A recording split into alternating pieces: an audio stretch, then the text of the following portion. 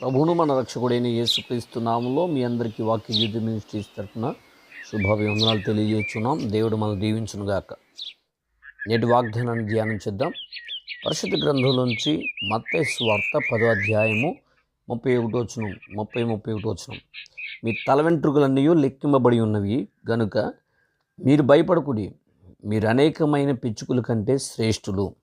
చక్కటి వాక్యాన్ని మనం చదువుకుందాం. మీరు భయపడకుడి, మీరు అనేకమైన పిచ్చుకల కంటే శ్రేష్ఠులు అని ప్రభువు చెప్పాడు. ఎవరి గురించి చెప్పాడు? ఆయన తన శిష్యుల గురించి ఆయన చెప్పాడు. ఎవరైతే ఆయన శిష్యులుగా మార్చబడుతున్నారో వారి గురించి ప్రభువు చెప్పాడు. కాబట్టి నీవైనా నేనైనా యేసుకు శిష్యులుగా మనం మారితే గనక ఖచ్చితంగా మనం భయపడవలసిన పని లేదు. పిచ్చుకల కంటే శ్రేష్ఠులుగా దేవుడు మనల్ని ఎంచి ఉన్నాడు. ప్రియమైనటువంటి వాళ్ళారా, మత్తయి సువార్త 6వ అధ్యాయము 26వ వచనంలో ఆకాశ పక్షులను చూడి, అవి విత్తవు, కోయవు, కొట్లలో కూర్చుకొనవు, ఆయనను మీ పరలోకపు తండ్రి వాటిని పోషించుచున్నాడు, మీరు వాటికంటే బహుశ్రేష్ఠులు కారా అని ప్రభు చెప్పాడు.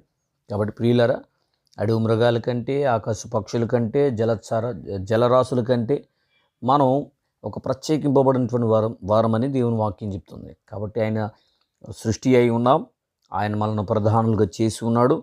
కాబట్టి మనం అన్నిటికంటే అందరికంటే శ్రేష్ఠులుగా దేవుడు మనల్ని ఎంచుకున్నాడు.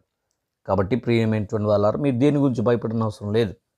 పరిశుద్ధ గ్రంథంలో కీర్తన 16:3 భక్తులే శ్రేష్ఠులు అని రాసుంది.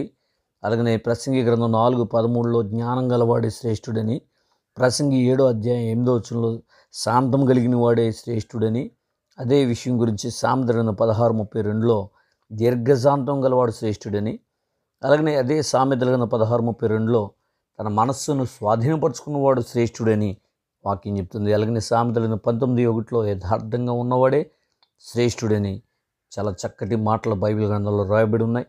కాబట్టి మీరు శ్రేష్ఠులు, దేని గురించి భయపడాల్సిన పని లేదు. లోకంలో కలుగుచున్న శ్రమల గురించి నువ్వు భయపడాల్సిన పని లేదు. ఎందుకంటే నువ్వు దేవుని దృష్టిలో శ్రేష్టమైనటువంటి వ్యక్తిగానే ఉన్నావు. కాబట్టి దేని విషయంలో చింతించవలసిన పని లేదు. మీ చింత యావత్తు ఆయన మీద వేయండి. ఖచ్చితంగా మీ శ్రమలన్నిటి నుంచి దేవుడు మిమ్మల్ని విడిపిస్తాడు, గొప్ప కార్యాలు చేస్తాడు. అటు కృప దీవెన సదాకాలం మీకు అనుగ్రహించి మిమ్మల్ని నడిపించును గాక. Amen, amen, amen.